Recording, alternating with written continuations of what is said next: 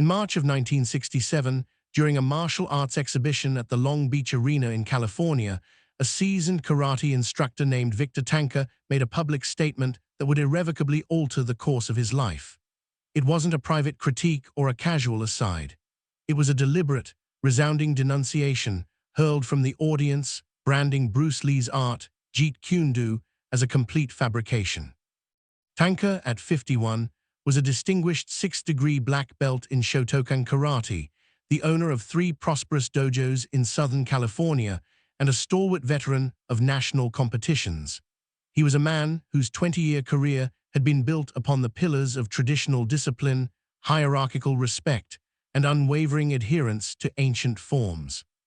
For him, Bruce Lee was the embodiment of everything he despised: a brash, young iconoclast who recklessly mixed styles, disrespected lineage, and peddled a philosophy he saw as shallow and self-serving.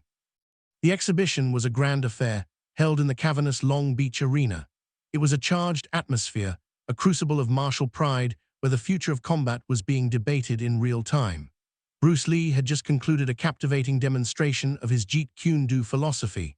He displayed fluid, non-telegraphic movements, performed his famous one-inch punch, and explained his core tenet of adaptability, advocating for having no style as style.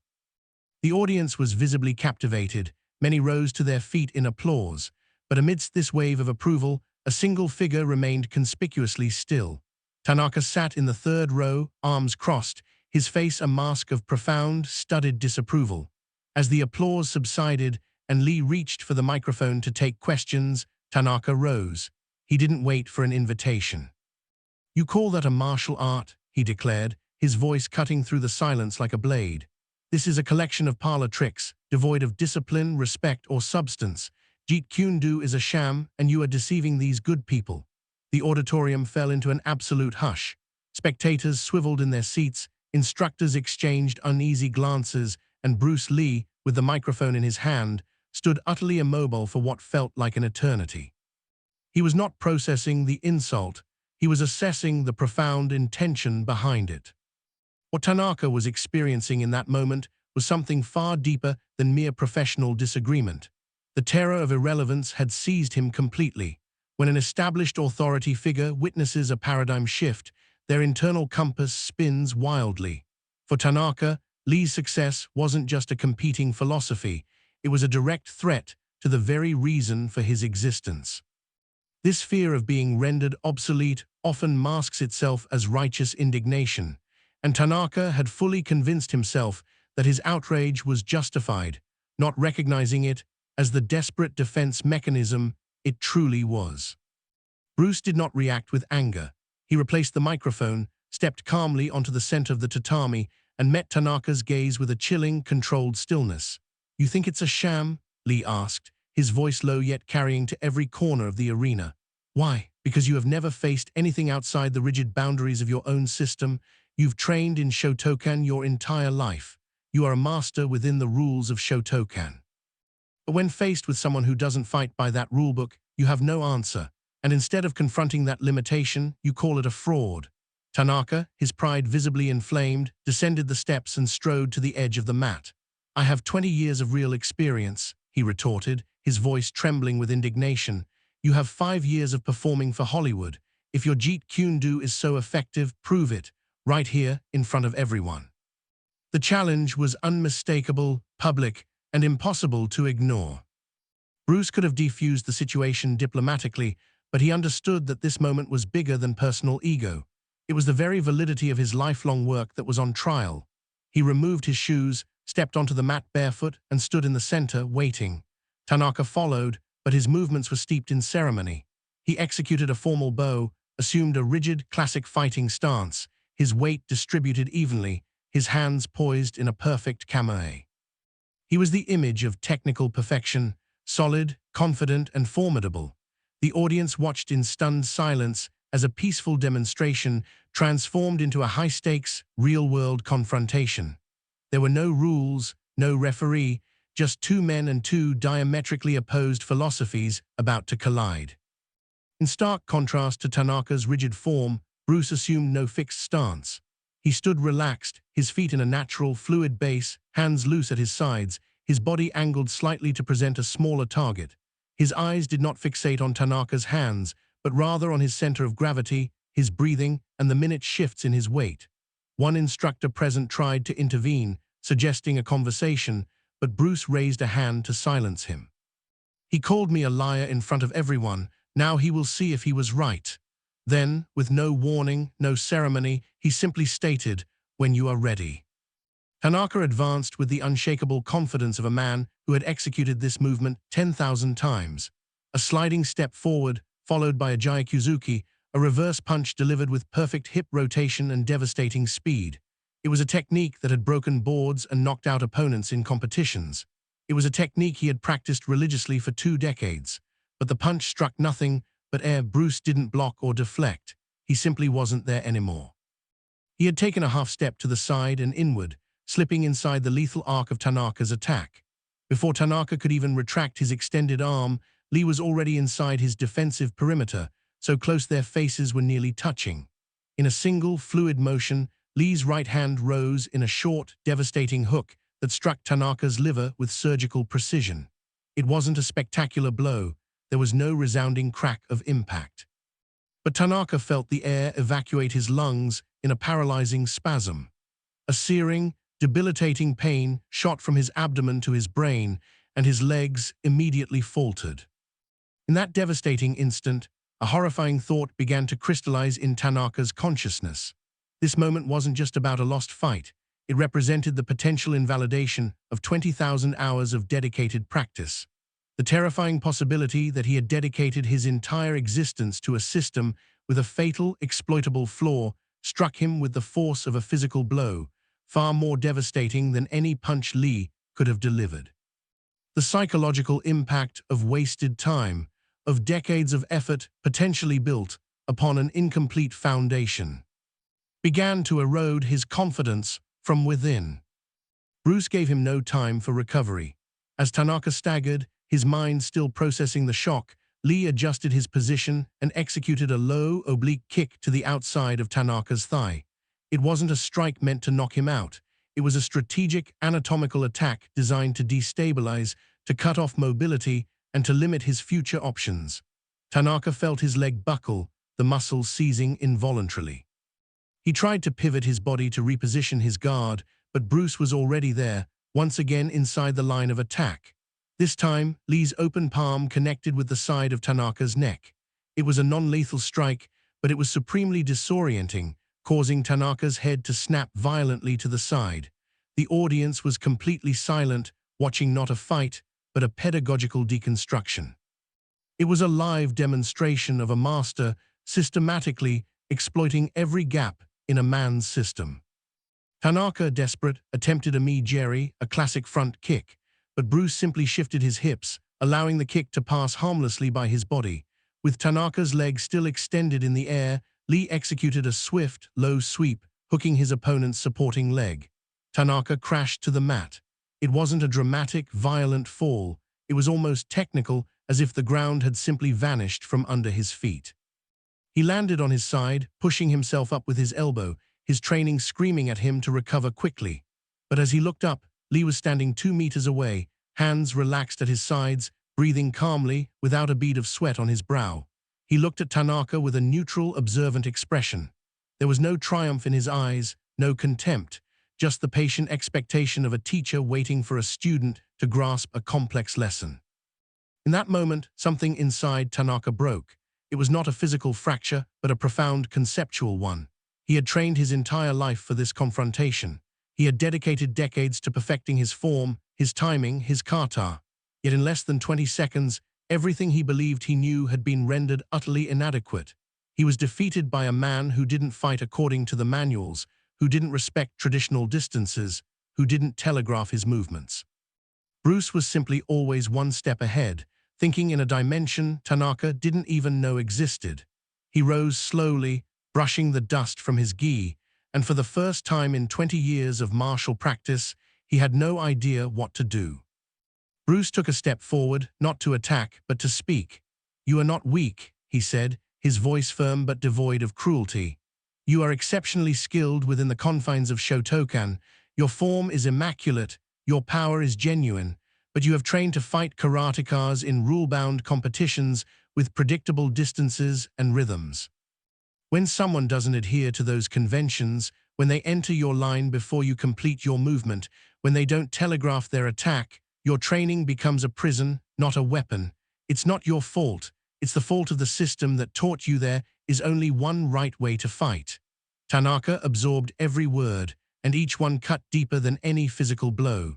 They were true. He had spent 2 decades believing Shotokan was complete, that tradition held all the answers, that perfect form guaranteed victory. Now he was confronted with the living proof that rigid, closed systems, no matter how beautiful or traditional, always lose to formless, adaptive fluidity. The audience remained frozen, unsure whether to applaud, intervene, or simply bear witness. Bruce extended his hand to Tanaka. It wasn't a taunt, but a genuine offer of respect. Tanaka stared at the outstretched hand for a long, agonizing moment. Pride and reality fought a ferocious internal war. Then slowly he accepted it.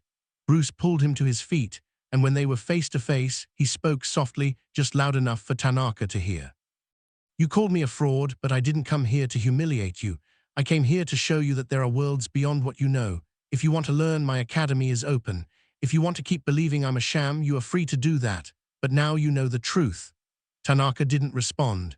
He simply gave a short, almost imperceptible nod, then stepped off the mat, retrieved his shoes, and walked out of the auditorium without a backward glance. As he exited, the audience exploded in applause, some shouting, others on their feet. But Bruce did not celebrate. He simply walked back to the microphone, took a sip of water, and continued his demonstration as if nothing had happened.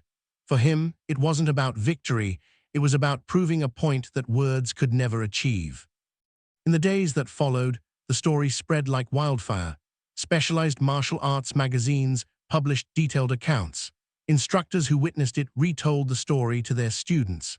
Victor Tanca's name became permanently associated with the man who challenged Bruce Lee and was systematically dismantled in seconds. But the real story was only just beginning.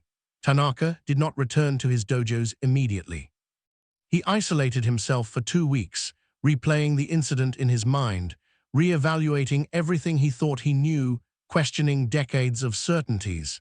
He was forced to confront the terrifying possibility that his life's work had been dedicated to an incomplete system. The most profound and corrosive insecurity began to consume him, the fear of being a fraud. To have one's identity as a master stripped away in public is a psychological catastrophe of immense proportions. The internal crisis of questioning whether you are truly competent or have just been a proficient actor in a comfortable, untested environment delivers a devastating blow to the core of your self-worth. Tanaka found himself asking questions he had never dared to consider before. Had he been deceiving himself all these years? Were his students learning something truly valuable, or were they simply practicing elaborate rituals that would fail them in a real confrontation? These questions tormented him day and night. And then, in an act that sent shockwaves through the Southern California martial arts community, Tanaka closed 2 of his 3 dojos, dismissed most of his assistants, and appeared unannounced at Bruce Lee's academy in Chinatown. When Bruce saw him at the door, he showed no surprise. He simply asked, "Did you come to learn or did you come to prove something?" Tanaka answered, his voice low and broken, "I came to learn." Bruce simply nodded and said, "Then come in." Victor Tanca never fully recovered his reputation as a traditional karate master. Many of his former students abandoned him, viewing his decision to study with Lee as a betrayal of Shotokan's principles. His colleagues treated him as a heretic, someone who had broken his loyalty to his lineage. But Tanaka ceased to care. For the next 3 years, he trained with Bruce Lee 3 times a week. He spent those years unlearning movements he had practiced for 20 years, rebuilding his understanding of distance, timing, and efficiency. He never became a full-fledged Jeet Kune Do practitioner. His Shotokan foundation was too deep to be entirely discarded. But he evolved into something different, a hybrid, a man who understood the limitations of the traditional system and knew precisely when to break its rules. Paradoxically, this evolution made him a far more dangerous fighter than he ever was as a purely orthodox karateka. Bruce would often point to Tanaka when teaching other students, saying, "This man has courage. It's easier to keep believing in a comfortable lie than to face a painful truth." The 1967 demonstration in Long Beach became legendary, not for the physical confrontation, but for what it symbolized.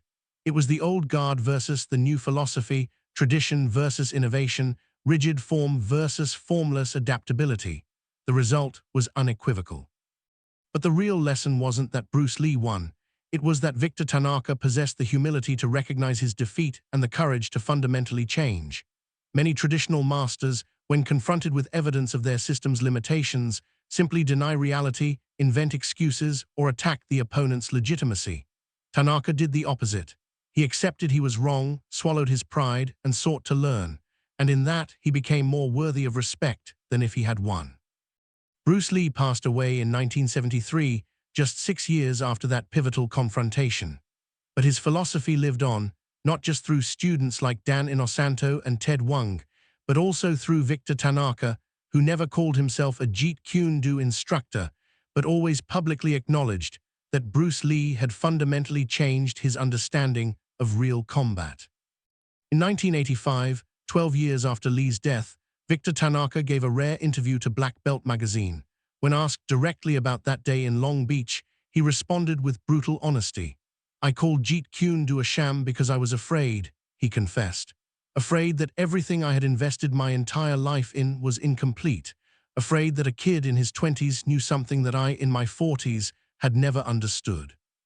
And when you are afraid, you attack, you delegitimize, you call it a fraud. But when Bruce put me on the floor in 20 seconds, he didn't humiliate me. He liberated me. He liberated me from the burden of pretending I knew everything, from the weight of defending a system I didn't fully understand. Those 20 seconds were the most valuable of my life because they forced me to be honest. That interview was republished numerous times, cited in books, and used in documentaries. It perfectly captured the essence of what Bruce Lee was trying to teach. It wasn't about winning fights. It was about freeing the mind from limiting dogmas. Tanaka passed away in 2003 at the age of 77, still teaching a modified version of karate that incorporated principles of adaptability and formlessness. At his funeral, a speaker read a letter Tanaka had left to be opened after his death. The letter stated, "I spent 20 years building a prison of certainties around myself, and it took 20 seconds on the mat to realize I had locked the door from the inside. Bruce Lee didn't defeat me. He showed me where the key was, and for that, I will be eternally grateful. If there is one lesson I wish to leave, it is this: never be so afraid of being wrong that you stop learning." Ego is the greatest enemy of progress, and humility is the only weapon against stagnation.